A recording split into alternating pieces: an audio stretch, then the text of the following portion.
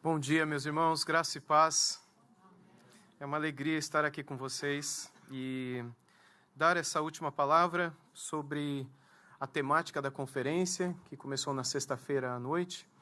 E hoje, como o pastor Judy Clay mencionou, eu gostaria de pensar um pouquinho a respeito da vida de Abigail. E eu já peço que os irmãos abram suas Bíblias em 1 Samuel, capítulo 25, por favor.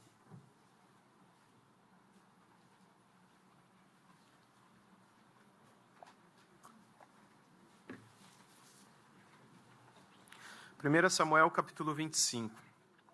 Meus irmãos, ao longo da história, a mulher foi muitas vezes reduzida a dois extremos.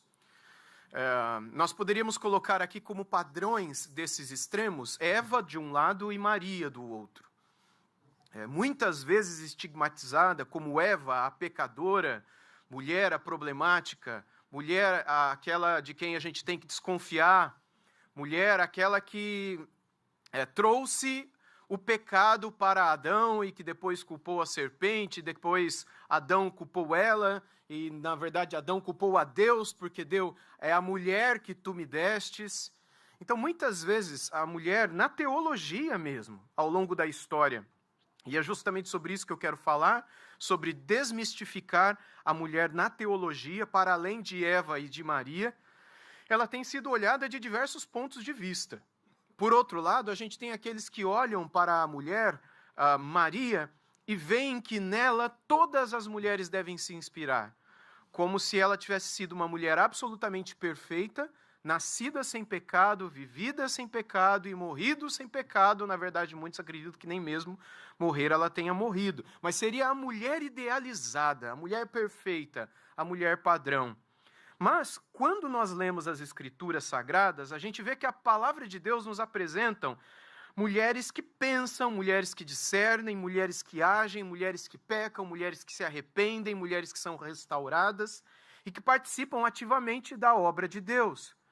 Essa ideia de colocar as mulheres em extremos, ou seja, eu quero como uma mulher ou como um homem, não é? Pensando aqui mais especificamente nas mulheres, dentro daquilo que na teologia tem sido os dois extremos, eu quero atingir esse grau de perfeição. E você luta por aquilo. Sendo que essa ideia de ser uma mulher perfeita aqui nunca será alcançado. Ou a ideia, por outro lado, de que não, nós somos pecadoras, somos pecadores, e é isso que somos, e nós temos que nos convencer de que esta é a nossa realidade, então ponto. E muitas vezes os homens e outras mulheres olham para pessoas dessa maneira.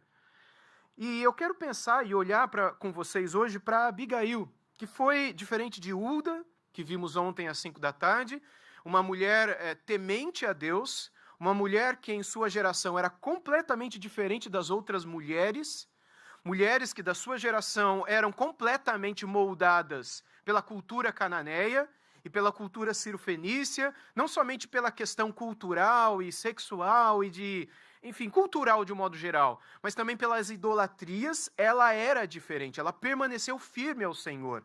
Mas o rei também permaneceu firme ao Senhor. E quando o livro da lei foi achado no templo, ele já havia estado perdido há muitos e muitos anos, e quando esse livro foi lido para o rei, ele se arrependeu, porque ele sabia que a nação estava toda em pecado e pediu aos seus representantes que procurassem uma mulher, ou melhor, que procurasse alguém que pudesse nos interpretar as palavras daquele livro e pudesse nos dar uma palavra relacionada à vontade de Deus. E eles então foram à casa de uma profetisa chamada Hulda, que é a única profetisa em 1ª e 2ª Reis, 1ª e 2ª Samuel, 1ª e 2ª Crônica, mas na sua época, ela foi a voz que Deus levantou, junto do rei Josias, que começou a reinar com 8 anos de idade, e aqui ele está com mais ou menos 25, 26 anos de idade, ainda muito novo, mas muito preocupado em restaurar a vida, o temor, a religião, a comunhão com Deus em Israel, no Reino do Sul, Reino de Judá. Mas aqui com Abigail, a gente não tem o mesmo perfil de rei. Nós temos um rei que já está ungido, mas não está reinando, e que está tentado a cometer um pecado.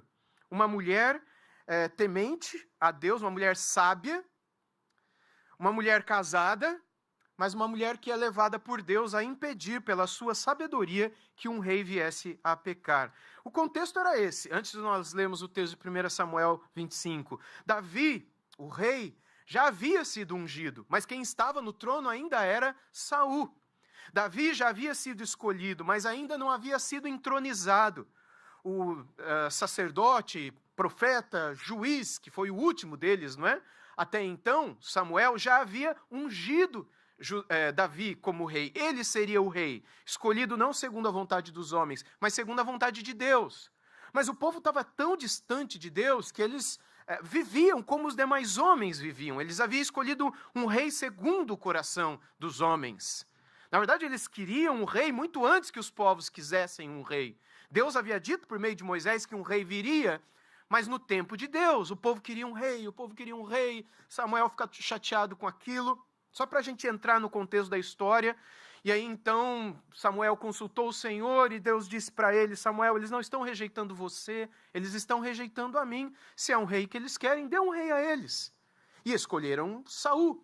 E o texto bíblico diz que ele era alto, ele era bonito, tinha um cabelo longo, ele se destacava no meio das pessoas. Então olhem para mim. Então, era o oposto.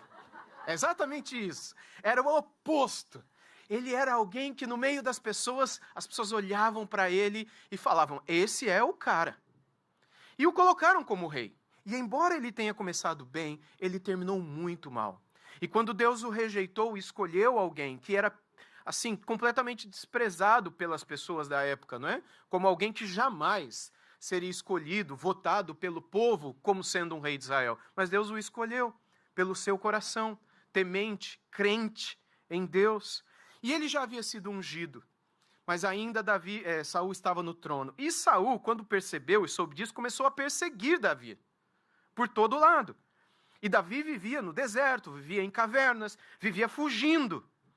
E nesse contexto todo, houve uma ocasião em que entra um homem muito rico chamado Nabal. Nabal era o marido da Abigail. E ele era muito rico, mas era muito insensato. Ele era duro e era perverso, como a gente vai ver no começo do texto. E havia a Abigail, que era uma mulher sensata, sábia e, além disso, também formosa, muito bonita. Então o cenário é este. Havia uma tensão, havia uma injustiça que o rei Saul estava praticando. E havia a possibilidade de vingança da parte de Davi naquele contexto. Então vamos ao texto. Eu quero ler a partir do versículo 1 com vocês, de 1 Samuel 25, onde lemos assim: Samuel morreu, o último dos juízes, e todos os filhos de Israel se juntaram e o prantearam e o sepultaram em sua casa, em Ramá. Davi se levantou e foi ao deserto de Parã. Havia um homem em Maom que tinha suas propriedades no Carmelo. Nós estamos falando aqui no norte de Israel, não é? Era um homem muito rico, tinha 3.000 ovelhas e 1.000 cabras. E ele estava tosqueando as suas ovelhas no Carmelo. O nome desse homem era Nabal e a mulher dele se chamava Abigail. Ela era inteligente e bonita. É muito interessante quando a Bíblia coloca isso, né? Em primeiro lugar a inteligência, depois a beleza. Mas ele destaca isso. Porém, Nabal era grosseiro e mau em tudo o que fazia. Ele era descendente de Calebe. Quando Davi, no deserto, ouviu dizer que Nabal tosqueava suas ovelhas, enviou 10 rapazes e lhes disse: vão ao Carmelo falar com Nabal e perguntem-lhe, em meu nome, como está. E digam àquele afortunado: paz para você, paz para a sua casa e paz para tudo que é seu. Soube que você está fazendo a tosquia das suas ovelhas, os seus pastores estiveram conosco e nós não os maltratamos e nada lhes faltou durante o tempo em que estiveram no Carmelo. Pergunte aos seus moços e eles dirão, portanto, que os meus rapazes encontrem favor em sua presença, porque chegamos em boa hora. Por favor, dê a estes seus servos e a Davi, seu filho, qualquer coisa que você tiver à mão. Os rapazes de Davi foram e falaram a Nabal todas essas palavras em nome de Davi, e depois ficaram esperando. E Nabal deu a seguinte resposta aos servos de Davi: quem é Davi? Ele sabia quem era Davi, ok? Ele sabia o que estava acontecendo, todos sabiam. Quem é Davi? E quem é o filho de Jessé? Muitos são hoje em dia os servos que fogem do seu senhor. Vocês acham que eu vou pegar o meu pão, a minha água e a carne dos animais que abati para os meus tosqueadores e dar a homens que eu não sei de onde vêm? Então os rapazes de Davi se puseram a caminho e voltaram. Ao chegarem, disseram a Davi tudo o que Nabal havia falado. Então Davi disse aos seus homens que cada um cinja a sua espada. E cada um cingiu a sua espada, e também Davi cingiu a sua. Cerca de 400 homens seguiram Davi, enquanto 200 ficaram com a bagagem. Apenas até aqui por enquanto. O que nós vemos no começo desse texto é uma rejeição de Davi com desprezo. E havia já uma notícia em todo Israel, que era unificado nessa época, o Reino do Norte e o Reino do Sul, que depois vieram a se dividir, a respeito de um homem chamado Davi, da casa de Jessé, que havia sido ungido para reinar sobre Israel no lugar de Saul, que era um homem mau e que havia trazido desgraça sobre Israel por causa das desobediências que ele havia cometido contra Deus em algumas guerras que o Senhor o enviou. Por causa do seu orgulho, da sua vaidade. E ele era rebelde, e ele era mau, Saul, aos olhos de Deus. E Davi já havia caído na popularidade porque ele era temente, porque ele era sábio, porque ele já havia matado Golias, porque ele era conhecido, porque já havia enfrentado feras. E embora fosse pequeno e mirrado, ele era de extrema sabedoria e tinha um coração profundamente temente a Deus. Ele era amado por aqueles que o acompanhavam. No caso aqui, esses valentes que estavam com ele. Mas quando Nabal dá essa resposta aos jovens que Davi enviou a ele, e pergunta, quem é Davi? Ou seja, isso é um menosprezo não apenas da pessoa de Davi, mas daquilo que ele representava e daquele a quem ele representava. Por exemplo, imaginem num pastor, como Judy Clay, como eu. Nós somos pastores, ok? Mas nós somos homens comuns. Nós temos pai, nós temos mãe, nós temos irmãos, irmãs, nós temos família, nós somos casados, nós temos filhos. Nós somos pessoas comuns, pessoas normais. Mas existe algo, por causa da bondade, misericórdia e graça de Deus, que fez com que ele nos chamasse para servir o seu povo por meio da palavra, que nos coloca aqui não como pessoas mais importantes e especiais, que nos coloca aqui não como possuidores e dominadores do rebanho de Deus, mas como pessoas que têm que temer a Deus e baixar a bola e se colocar no seu lugar para não se acharem mais do que realmente são, ou seja, nada. E se lembrarem continuamente de que nós não estamos aqui nos representando a nossa família, lembrando do nosso nome, ou mesmo representando a nossa denominação ou instituição. Nós estamos aqui por causa do Senhor, porque o Senhor, se Ele não tivesse intervido na minha vida, eu teria outra profissão, e teria. Se o Senhor não tivesse intervido na vida do Judy Clay e de outros pastores, a gente estava fazendo outras coisas da nossa vida, correndo atrás como todos correm. Mas quis Deus intervir na nossa vida e dizer, não, vocês não farão aquilo que talvez sonharam, aquilo pelo que estudaram. No meu caso, eu cheguei a ponto de prestar vestibular, passei no curso que queria fazer, e havia me dedicado muito para aquilo, e naquele momento Deus feriu meu coração. Então, eu estou aqui por causa dele, não é porque eu quis, sonhei e planejei e criei um plano de carreira para ser pastor. Davi não havia planejado ser rei de Israel. Nem os próprios irmãos e pai dele lembraram dele quando Samuel chegou na casa dele e Jessé reuniu os irmãos, os filhos, né? Para Samuel escolher, ele viu, não é nenhum desses aqui, não tem nenhum filho, sei lá, perdido, fugido. Ah, não, tem um filho, sim, ele está cuidando dos animais lá no campo das ovelhas, mas é Davi. Não, manda chamar ele, então. Porque Deus não olha como nós olhamos. E nós, quando revestidos do dom que Deus nos chamou e do dom que nós recebemos para servir o seu povo, temos a plena consciência de que nós representamos alguém aqui. Então, uma desonra contra Davi Não era simples, ele poderia ter levado pelo lado pessoal, mas ele tinha consciência de que a desonra, acima de tudo, era contra Deus. Esse menosprezo era contra Deus. Contra Deus que havia escolhido Davi para ser o rei de Israel, estava pedindo comida. Estava pedindo água, não só para ele, mas para os seus moços. E essas pessoas, e esse homem, não é? Essa pessoa, Nabal, foi profundamente mal. Seria como hoje se uma igreja dissesse, não, a gente não vai cuidar do pastor. A vida dele é a vida dele. A gente vai na igreja, a gente ouve, mas ele que deu os pulos dele, porque cada um com seus problemas, né? A gente não se preocupa com ele, ele que se preocupa conosco, mas a gente não está nem aí para a vida dele. Bom, esse é mais ou menos o contexto, e Davi fica muito irritado com isso, e a primeira ordem dele é, cada um cinja a sua espada, no versículo 13. Cada um pegue a sua espada, coloque-a na bainha, porque nós iremos avançar contra este afortunado, contra esse homem muito rico. Nós vamos ir contra ele. Ou seja, aqui está o perigo, um homem de Deus prestes a agir na carne. E você pensa que às vezes a gente não tem vontade? Que a gente é santo? Que a gente é anjo? No sentido ideal da palavra, né, de santidade, como se fôssemos perfeitos. Somos santos, sim, como todos vocês são. Somos anjos, sim, como mensageiros da palavra. A palavra angelos significa mensageiros.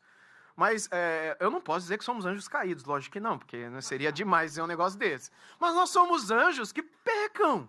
Somos anjos tentados. Somos anjos que falham.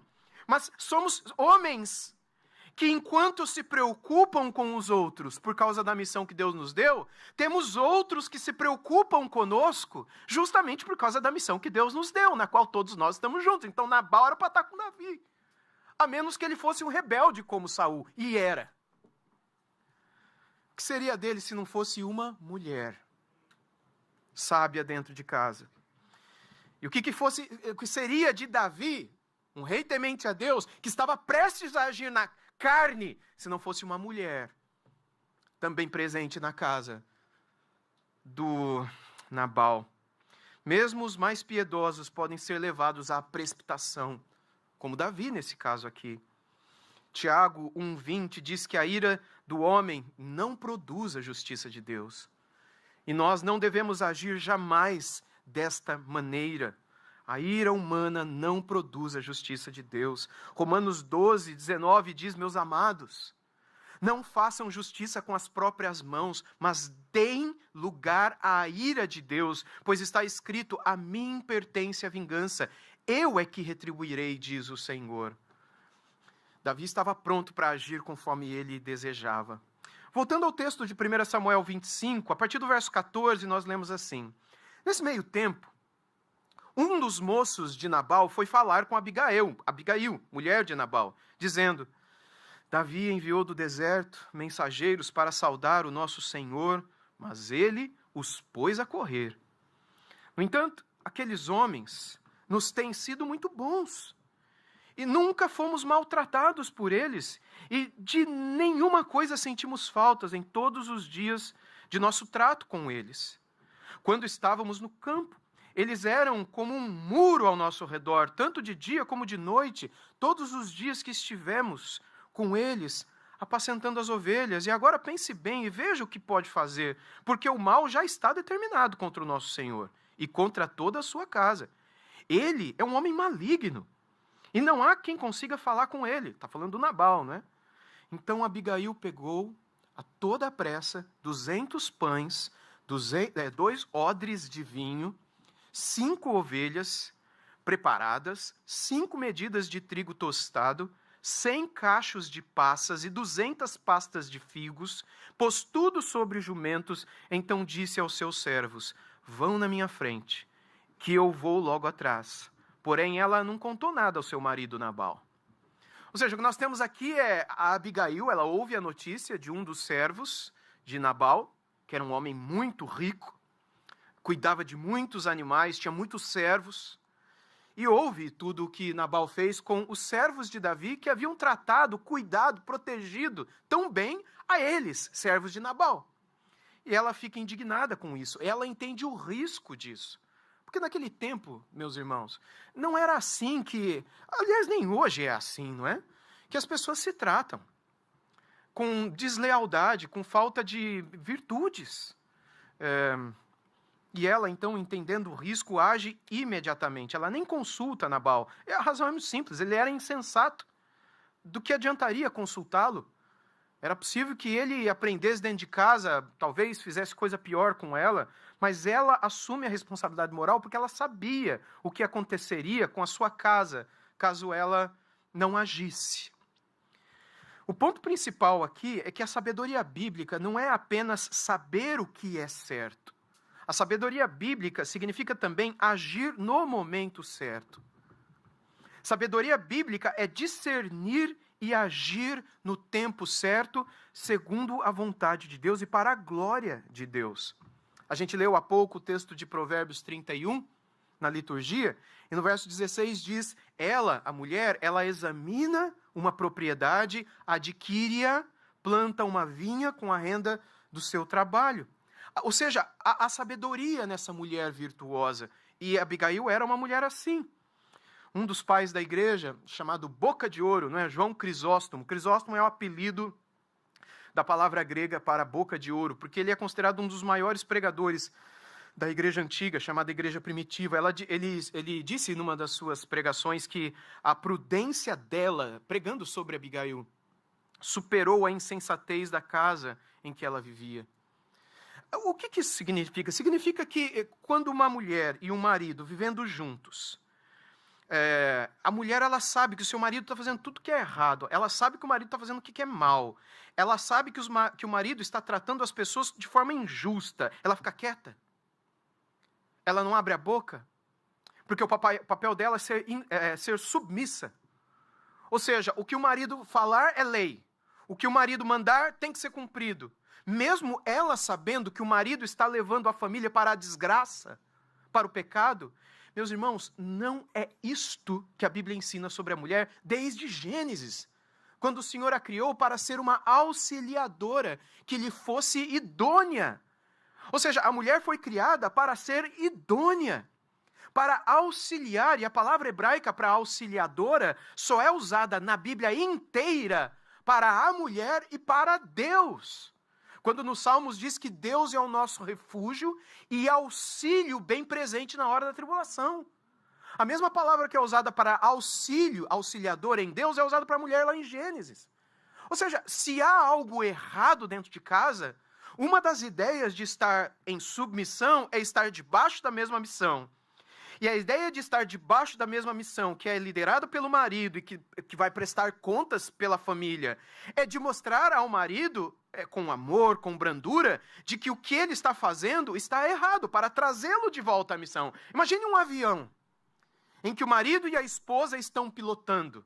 E de repente ela percebe que o marido está levando para outra rota, ou mexeu de forma errada nos equipamentos, nos botões, ele vai matar todo mundo.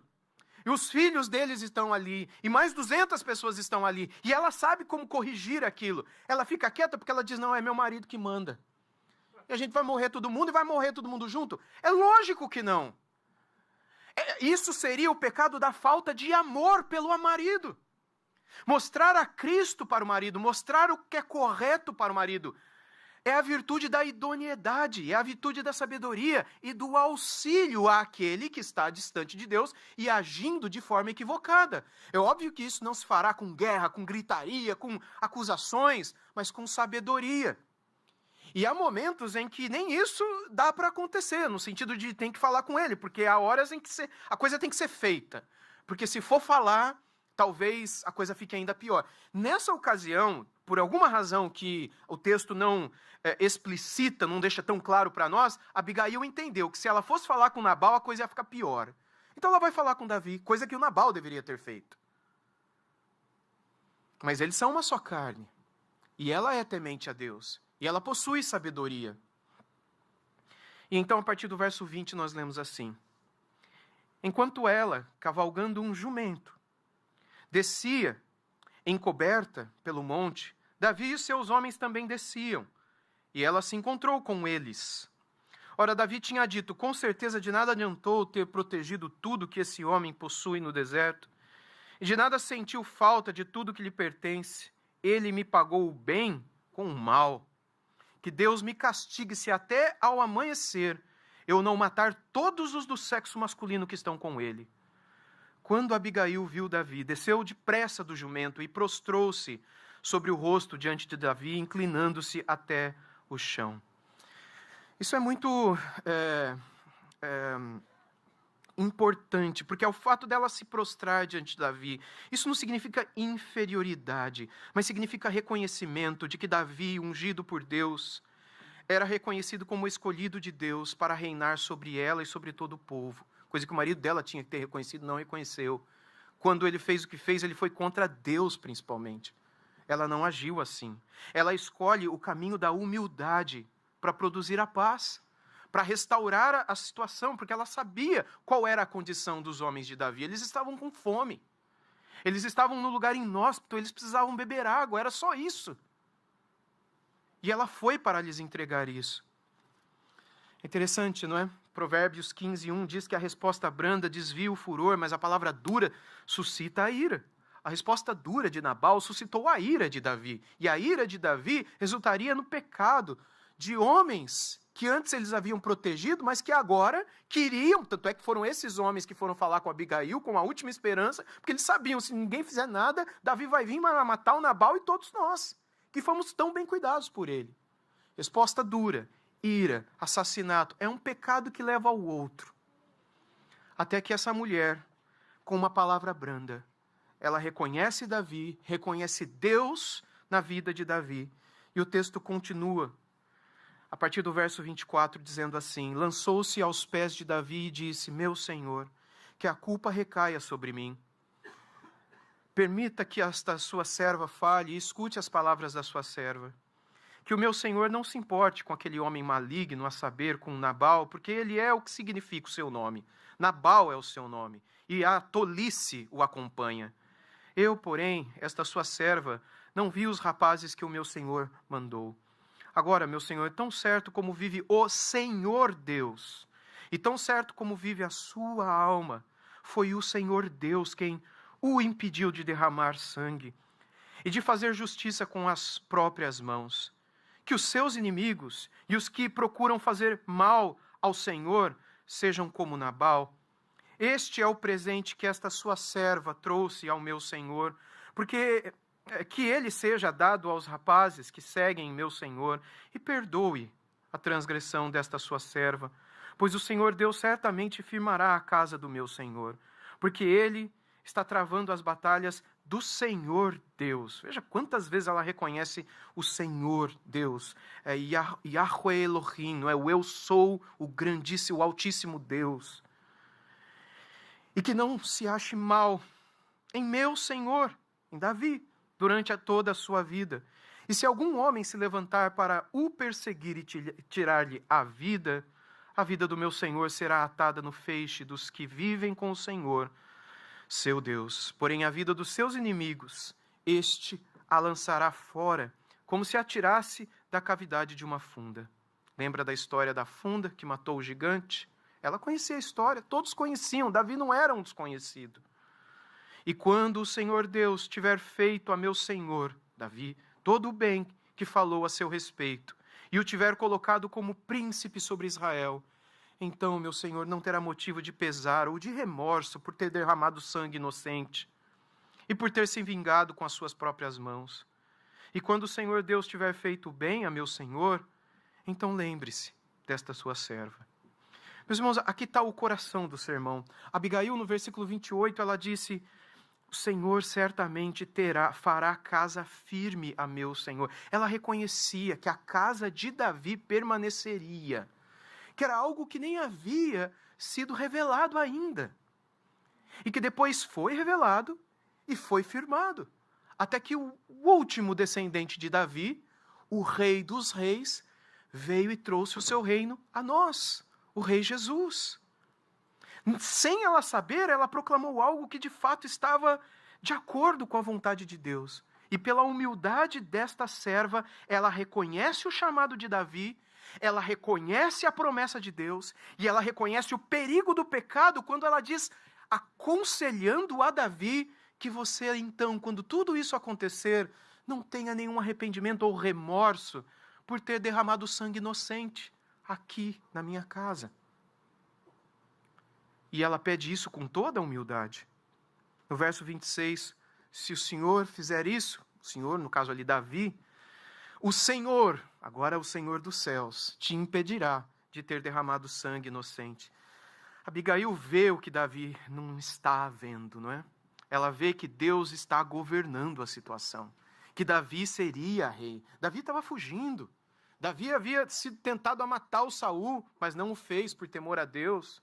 Ela cria que Deus estava no governo de todas as coisas. Ela cria na soberania de Deus, nesse momento mais do que Davi. Ela cria que o Senhor estava no controle, ela podia confiar. E ela agiu humildemente na hora certa, com sabedoria bíblica. Isso é a teologia que a gente chama pactual, não é? Ou seja, crer que nosso Deus, que faz pactos conosco, que faz alianças conosco, Ele cumpre aquilo que Ele promete por meio dessas palavras pactuais, dessas palavras da aliança. Nós hoje estamos debaixo da nova aliança, que Ele fez conosco por meio do seu sangue, e há promessas nisso. E nós devemos nos apegar a elas, crer nelas, conhecer a elas. Abigail conhecia. E ela se apegou, e por isso foi diante dele e fez o que fez. Ela sabia que Deus preserva os seus servos do pecado.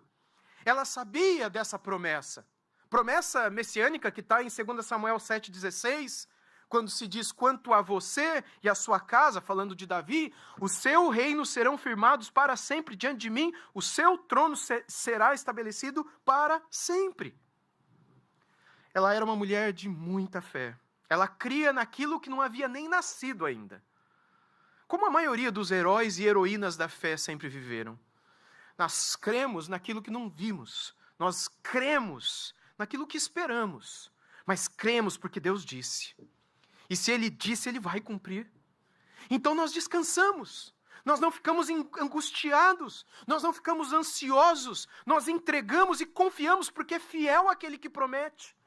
E nós vivemos essa paz, porque nós sabemos quem nos prometeu. Nós olhamos para os pardais, nós olhamos para os lírios e sabemos que o mesmo que cuida deles, que prometeu desde a criação cuidar deles, também prometeu coisas a nosso respeito. E nós não temos motivo para desespero nessa vida. Ele nos deixou a sua paz e é de paz que deve se caracterizar as nossas vidas. Ela sabia daquilo que o Salmo 37, 5 a 8 ouviria a dizer quando Davi depois viesse escrever. Entrega o seu caminho ao Senhor, confia nele, o mais ele fará. E isso já estava no coração dela antes dessas palavras terem sido escritas.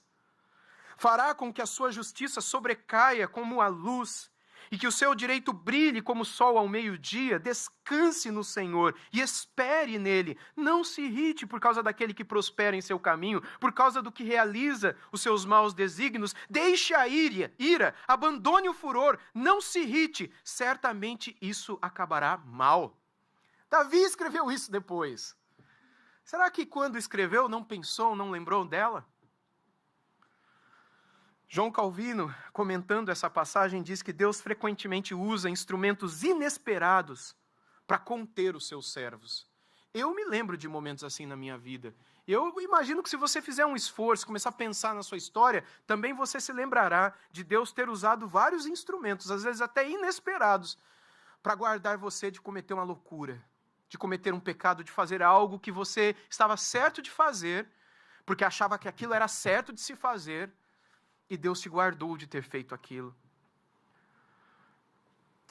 Continuando nos versos 32 e 35, Davi responde para ela, dizendo, então disse Davi a Abigail, 32, não é? Bendito o Senhor, Deus de Israel, que hoje mandou você ao meu encontro. Bendita seja a sua procedência e bendita seja você mesma, que hoje me impediu de derramar sangue, de me vingar com as minhas próprias mãos. Porque tão certo como vive o Senhor, Deus de Israel, que me impediu de fazer mal a você, se você não tivesse se apressado e não tivesse vindo ao meu encontro, não teria ficado a Nabal até o amanhecer nenhum sequer do sexo masculino. Então Davi recebeu da mão de Abigail o que esta lhe havia trazido e lhe disse: volte em paz para sua casa. Como você pode ver, dei ouvidos ao que você me falou e atendi ao seu pedido. Davi começa no 32, bendito o Senhor que te enviou ao meu encontro. Assim como ela reconheceu o Senhor e por isso foi até ele, ele reconheceu o Senhor que a enviou a ele. Ambos estavam na mesma sincronia, na mesma sintonia, na mesma simpatia, eles estavam juntos. Os seus corações estavam em Deus. E Abigail foi um instrumento de graça, e até mesmo de salvação para a vida do servo dos seus maridos, salvação da morte, no caso aqui, né? Ele estava pronto para pecar, e ela, inclusive, foi usada por Deus para livrá-lo disso. Deus usou Abigail, uma mulher, para preservar a integridade de um rei. Enquanto muitas outras, não é, levaram reis a cair. Inclusive o próprio Davi. Depois. Mas ela não. Por temente a Deus que era. Ela fez aquilo que o apóstolo Paulo, muitos anos depois, veio a escrever em Gálatas 6:1. Irmãos, se alguém for surpreendido em algum pecado, alguma falta, vocês que são espirituais, restaurem essa pessoa com o espírito de brandura e que cada um tenha cuidado para que não seja também tentado. Foi isso que ela fez. O puritano Matthew Henry, comentarista bíblico, ele disse que, comentando essa passagem de 1 Samuel 25, ela foi um meio providencial para impedir um grande pecado. Seria uma mancha na vida de Davi. E, enfim, dos versos 36 a 38, nós lemos que Abigail voltou para junto de Nabal, e eis que ele fazia em casa um banquete, como banquete de rei. Seu coração estava alegre, e ele bastante embriagado. Tenta imaginar, eu tenho certeza que você já viu um na vida. Por isso ela não lhe contou absolutamente nada, porque realmente não ia adiantar, é até perigoso. Até o amanhecer. Pela manhã, quando Nabal já estava livre do vinho, sua mulher lhe contou tudo. Então o coração dele amorteceu por dentro do peito, e ele ficou como uma pedra. Passados uns 10 dias, o Senhor feriu Nabal, e ele morreu. Não pelas mãos de Davi, mas pelas mãos do próprio Deus. Ou seja, Abigail, ela nem confronta Nabal. Ela apenas diz o que aconteceu, mas também na hora certa. Assim como ela teve sabedoria para agir depressa, na hora certa, quando ela retorna, ela também tem sabedoria para falar depois, porque depois seria a hora certa. Você não fala com uma pessoa absolutamente alterada, fora de si, descontrolada, intoxicada, embriagada como ele estava. Você espera a hora certa, porque senão você está lançando pérolas para alguém, é um porco, uma pessoa totalmente fora de si. Mas no momento certo, ela falou, o coração dele gelou, ficou petrificado, e 10 dias depois o Senhor o chamou para sei lá que lugar. Abigail não confronta na hora errada Nabal, ela espera e Deus age. No verso 38, ele fez aquilo que ele diz em tantos lugares na palavra. A mim pertence a vingança, a mim diz o Senhor. Não somos nós que nos vingamos, não somos nós que pagamos o mal com o mal, não somos nós que agimos insensatamente. Insensato foi Nabal. A sabedoria é entregar nas mãos de Deus a justiça que deve ser praticada. Se alguém fez mal a você, homem, a você, mulher, não é você que retribui o mal que lhe foi feito na mesma medida e na mesma altura. Você confia, porque tem a sabedoria de Deus bíblica na tua vida, que o Senhor é poderoso para fazer justiça. Ele diz, a mim pertence a vingança. Não é que vai ficar desse jeito. Não é que ele vai passar a mão, ele diz, a mim pertence a vingança. A mim, diz o Senhor. 10 dias depois, Deus fez o que Davi queria fazer precipitadamente. Como Nabal agiu precipitadamente, mas por causa da sabedoria de Abigail, ela impediu que Davi fizesse.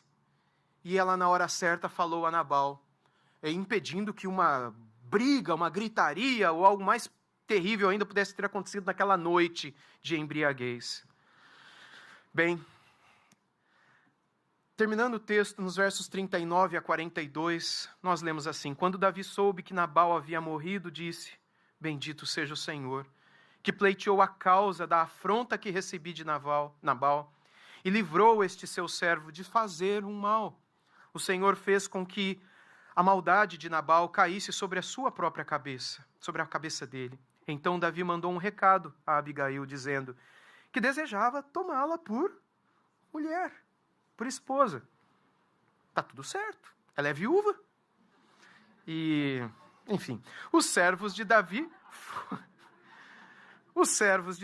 foram até Abigail, no Carmelo, e lhe disseram: Davi nos mandou buscá-la para que a senhora seja sua mulher. Então ela se levantou, se inclinou com o rosto em terra e disse: Eis que esta sua serva servirá de criada para lavar os pés dos criados do meu senhor. Abigail se dispôs imediatamente, montou o seu jumento, e ela, acompanhada pelas 5 moças que a serviam, seguiu os mensageiros de Davi, que a recebeu por mulher, por esposa. Davi reconhece, não é? No verso 39, bendito o Senhor que julgou a causa da minha afronta. E Abigail passa a ser esposa dele. Ou seja, de esposa de um insensato para a esposa de um futuro rei, já ungido, mas ainda não estabelecido. Mas o ponto aqui, irmãos, não é o romance. O ponto aqui não é que essa história terminou aqui, assim, não é? O ponto é que Deus exalta quem age com sabedoria e temor. A história não é de Davi casando com uma mulher bonita e muito sábia. Eu não creio que Abigail tivesse essa expectativa no coração. Eu sinceramente não creio, até porque ela disse o que disse aqui nos últimos versículos que lemos.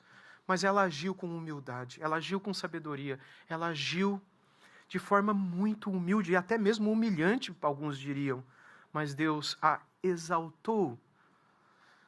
No sentido de que Cristo disse: os humildes serão exaltados, mas os que se exaltam serão humilhados. E isso se vê perfeitamente na casa de Nabal. Ele se exaltou e Deus o humilhou. Ela se humilhou e Deus a colocou como esposa do futuro rei de Israel.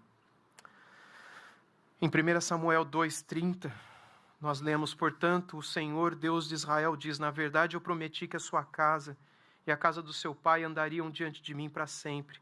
Mas agora o Senhor diz: longe de mim tal coisa, porque honrarei, aqui está o texto que eu quero ler, honrarei aqueles que me honram, porém desprezarei os que me desprezam. Concluo, meus irmãos, dizendo que Abigail nos mostra que a mulher, ela é uma agente moral, sim, na nossa sociedade. Ela não é apenas uma que é deixada de lado ou de outro, a extremos, com estereótipos que a cultura nos mostra. Ela é uma agente moral no mundo em que a gente vive, completamente imoral. Ela é uma intérprete da realidade. Ela discerne o que está acontecendo, ela é inteligente.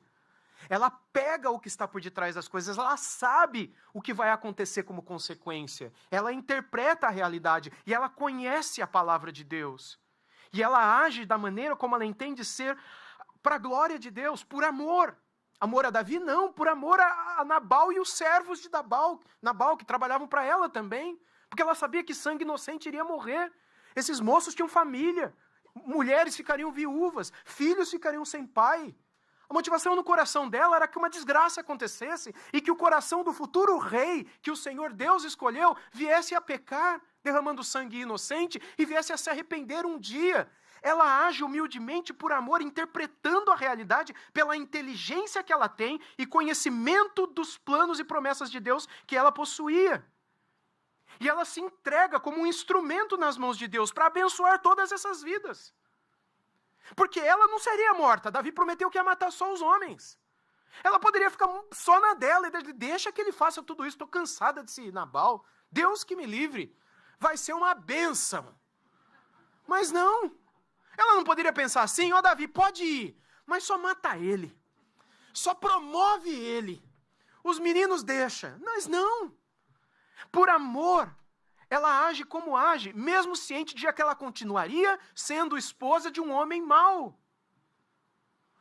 ela se coloca como instrumento nas mãos de Deus e é participante ativa da história redentiva. A gente tem vários outros exemplos assim. Débora, não é? Líder de Israel, em cuja época Israel começou a ser invadido, e ela procura Baraque para que ele organizasse o exército, e ele disse, olha, eu só vou se a senhora for comigo. Lembram? E Débora diz, mas como assim? Você é o general, é você quem tem que ir. Ah, mas se a senhora não for, eu não vou. Esse era o grande general de Israel. Ela disse, eu vou. Mas se nós vencermos essa batalha, então ficará sabido que foi por causa de Débora que isso foi. Porque ela seria a articuladora militar, a estrategista, e que conduziria os homens. Porque ela quis não, mas porque os homens não fizeram o que tinham que fazer. E aí depois da libertação que Deus deu, ela canta o famoso cântico de Débora, lá em Juízes, no comecinho. A gente tem a Hulda, que age com autoridade profética numa época em que os profetas eles faziam só o que era mal diante do Senhor. Nós temos Priscila, esposa de Áquila, no Novo Testamento, lá em Atos 18, 26, eu quero encerrar lendo esse verso, que diz assim, Apolo começou a falar ousadamente na sinagoga. Quando Priscila e Áquila o ouviram falar, levaram-no consigo e, com mais exatidão, lhe expuseram, ou seja, o verbo no plural aqui se remete a Áquila e Priscila, o caminho de Deus. Áquila e Priscila ensinaram Apolo, um grande pregador, para que ele pudesse pregar de modo mais correto, de acordo com as Escrituras. Ou seja, liderança, autoridade profética, ensino teológico. Nós percebemos que Deus pode usar pessoas que estão em condição de absolutamente autonegação, humilhação, entrega e se encher do Espírito Santo. Quero citar algumas aqui. Por exemplo, Mônica de Hipona. Vocês sabem quem é Mônica de Hipona? Exato. A mãe de Agostinho. Ela perseverou em oração até ver a conversão do seu filho. E a história louva a Deus pela vida dessa mulher como exemplo de uma mãe que ora quando vê o seu filho vivendo uma vida totalmente devassa. A gente tem Hildegard, de Bingen também, que escreveu teologia na Idade Média. Músicas e reflexões espirituais que até hoje eu pelo menos me beneficio muito do que ela escreveu. Músicas belíssimas, composições cujo teor é profundamente bíblico. Nós temos na Reforma a Anne Bradstreet, que refletia profundamente sobre fé, sobre providência, e escreveu sobre isso. A própria Susanna Wesley, formadora espiritual do lar, que abençoou seus filhos, e foi tremendamente usada por Deus. Então, encerrando com aplicações aqui que espero ser bem práticas. Você não deve ser definida pelo seu pecado, porque isso seria ir ao extremo de Eva, para o extremo lá junto a Eva. Eu sou uma pecadora, eu não sirvo para nada, meu papel é ficar quieta, meu papel é isso, meu papel é aquilo. Ou homens que muitas vezes olham para mulheres e dizem, não, mulher é só isso, mulher a gente tem que desconfiar. Meus irmãos, para Deus, em essência, não há absolutamente nenhuma diferença entre homens e mulheres. Há sim diferença de papéis, nós nos complementamos, nós nos abençoamos, nós temos dons diversos que Deus dá a todos nós, mas em essência, todos nós somos fruto do sopro do Espírito em nós, somos alma vivente, com propósitos diferentes, com dons diferentes, colocados em papéis diferentes. E muitas vezes a cultura, a sociedade, a família, a igreja, seja lá quem for, muitas vezes define a mulher pelo pecado que ela comete. Mas o seu passado não pode definir a sua identidade final. Romanos diz, agora pois já não existe nenhuma condenação, Romanos 8:1, para os que estão em Cristo Jesus.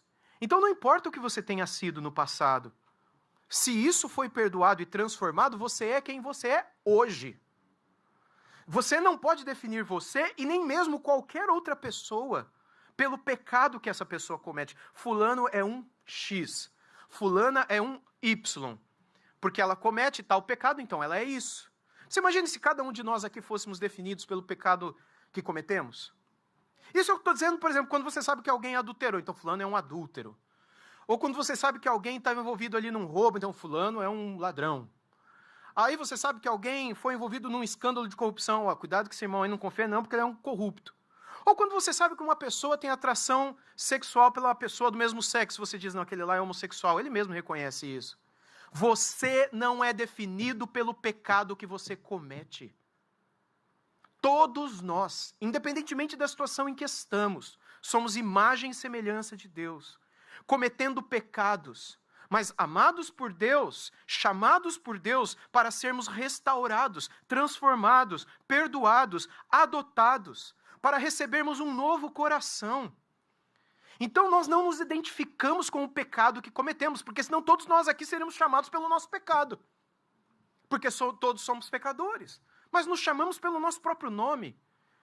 E lutamos em oração para que Deus nos transforme dia a dia, de glória em glória, à imagem do seu Filho. Segundo lugar, você não precisa viver sobre idealizações irreais.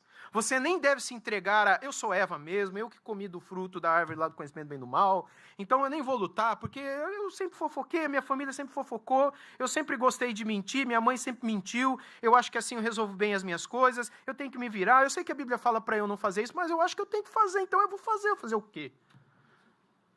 Não, eu não sou aquilo que eu acho que eu sou. Eu não sou aquilo que a minha mente diz para mim que eu sou. Eu não sou aquilo que eu herdei da minha família e que eu vi dos meus familiares, dos meus antepassados. Eu sou aquilo que Deus diz que eu fui criada para ser. Então eu fujo de Eva nesse estereótipo daquela que é a caída, a pecadora. Mas eu também devo fugir de Maria, no sentido de, não da Maria real da Bíblia, mas dessa Maria criada que nunca existiu, porque a Maria que existiu, no cântico dela, no Magnificat, ela exalta ao Senhor por causa daquele que ia nascer dela, o qual ela chama de meu Salvador. Quem precisa de um Salvador? É quem está perdido. É quem precisa de graça, é quem precisa de perdão, é quem precisa de resgate. E ela cria que no ventre dela estava aquele que a ela, inclusive, salvaria. E ela louva a Deus por isso. Então, fuja desse estereótipo da perfeição, porque você nunca vai chegar lá. Assim como você também não é aquele estereótipo do outro lado. Não, Deus trabalha em mulheres reais. Mulheres com defeitos, mulheres com virtudes, mulheres com tentações, mulheres com vontades boas e más, mulheres que têm uma ética boa ou uma ética ruim. Mas Deus trabalha para transformar-nos, cada um de nós, à imagem do seu Filho. Em terceiro lugar, sabedoria é agir no tempo certo, e Abigail nos deixa isso muito claro. Ou seja, com ela nós aprendemos que nós nem devemos ser passivos demais e nem impulsivos demais.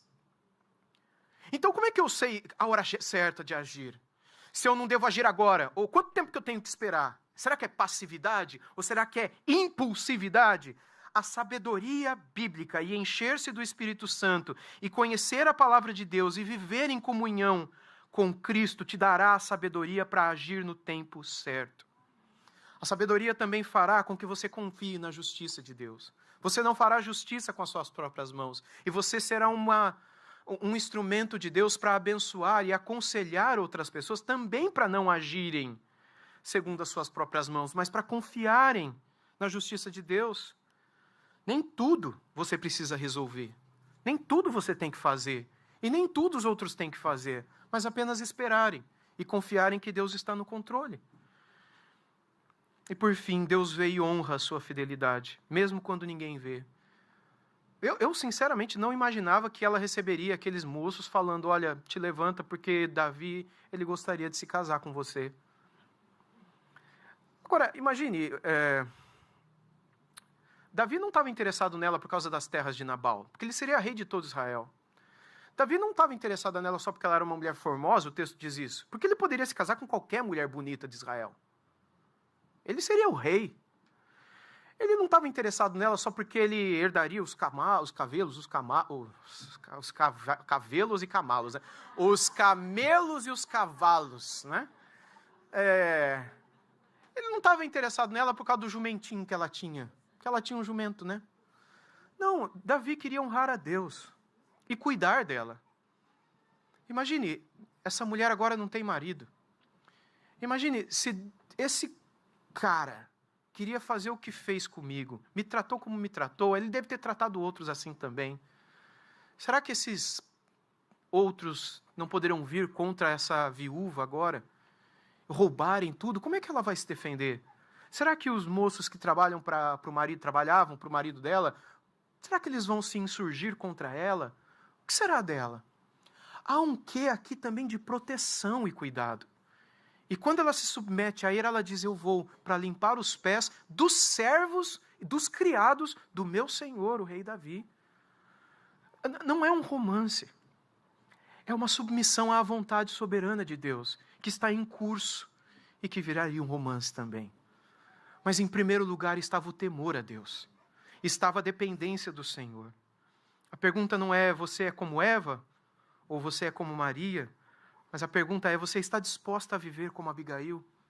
Temente no Senhor, temente ao Senhor, discernindo tudo, buscando a Deus em oração, agindo quando deve ser agido, quando deve agir, e silenciando quando deve silenciar, confiando que Deus vai cuidar, vai proteger e vai prover, e agindo de modo a ser um instrumento de Deus para a paz, para salvar vidas, para restaurar relacionamentos.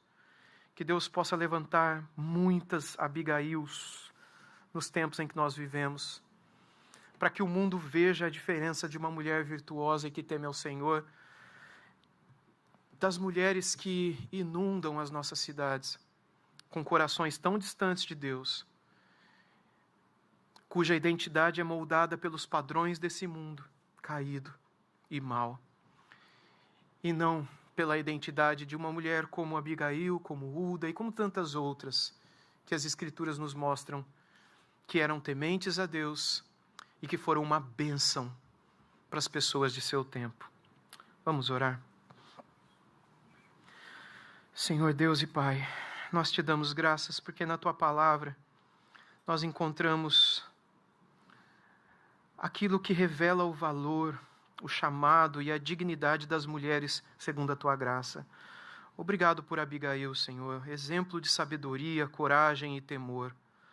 Levanta, Senhor, nessa geração mulheres que discernem, mulheres que esperam, mulheres que agem, mulheres que preservam vidas, mulheres que confiam na Tua justiça. Senhor, livre aquelas mulheres que de alguma maneira seus corações ainda mantêm uma culpa por causa do seu passado. Livre-as da culpa do passado. Livre-as da pressão de idealizações. Livre-as do silêncio diante do erro também. Mas que estas irmãs sejam instrumentos de paz, sejam vozes da verdade que é Cristo e testemunhas da Tua glória onde vivem, com quem vivem. E que como Abigail, Senhor, elas sejam usadas por Ti para impedir o mal e para promover a justiça. Obrigado, Senhor Deus, por essa conferência. Obrigado por podermos refletir com a Naná, ó Deus, também podendo compartilhar a Tua palavra e meditar com os meus irmãos e irmãs. Obrigado por podermos dar um tempo nestes dias para nos debruçarmos sobre aquilo que a Tua santa palavra nos ensina a respeito de como viver melhor para a Tua glória. Ajuda-nos a viver assim, socorre-nos nas nossas fragilidades.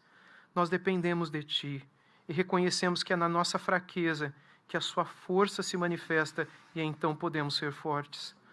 Ajuda-nos, nós pedimos, agradecidos pela Pronobis, por essa conferência e também pelo Senhor que nos deu a Tua palavra para mudar a nossa vida. Em nome de Jesus. Amém, Pai.